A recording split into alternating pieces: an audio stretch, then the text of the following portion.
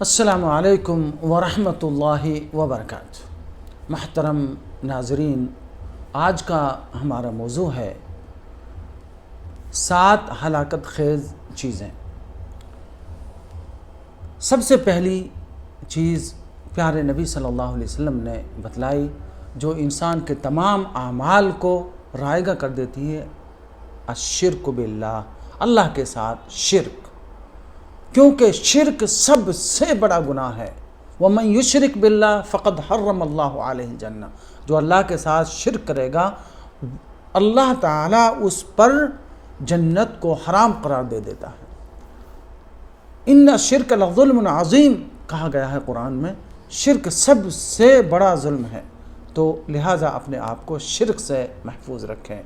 دوسرا ہے سحر، جادو کرنا اور کرانا، یہ بھی شرک میں شامل ہے، کیونکہ یہ شرکیات کے ذریعے ہوتا ہے، اس لیے اپنے آپ کو جادو کرنے سے اور کرانے سے محفوظ رکھیں۔ تیسری چیز ہے ناحق قتل کرنا۔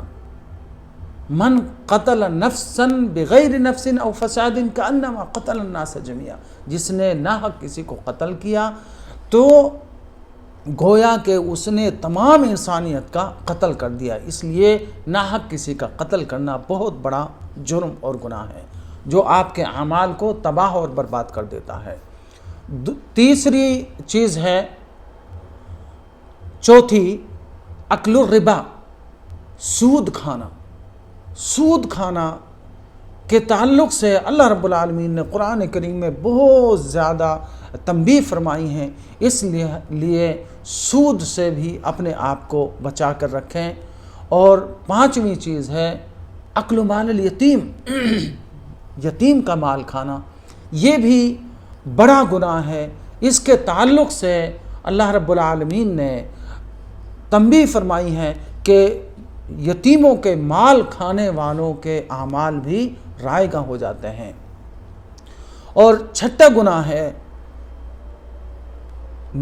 نیک عفیفہ پاک دامن عورت پر بہتان تراشی کرنا، یہ بھی سخت گناہ ہے، اس کے بارے میں بھی اللہ رب العالمین نے خاص تنبیہ فرمائی ہے، لہٰذا مومنہ پاک دامن عورتوں پر بہتان تراشی سے بھی اپنے آپ کو بچائیں۔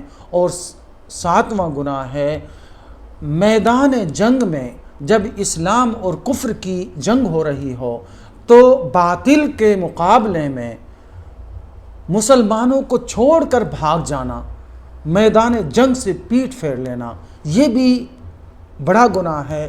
یہ 7 بڑے گناہ ہیں جن کو اللہ رب العالمین نے خاص طور پر ہمارے لیے بیان فرمایا ہے، اور پیارے نبی صلی اللہ علیہ وسلم نے ان سے ہمیں ڈرایا ہے کہ اگر یہ 7 وہ گناہ ہیں جو آپ کے سارے اعمال کو رائگاں کر دیں گے، ختم کر دیں گے۔ اللہ سے دعا کرتا ہوں الہ العالمین ہم تمام مسلمانوں کو ان 7 ہلاکت خیز چیزوں سے محفوظ فرما۔ وآخر دعوانا ان الحمد للہ رب العالمین۔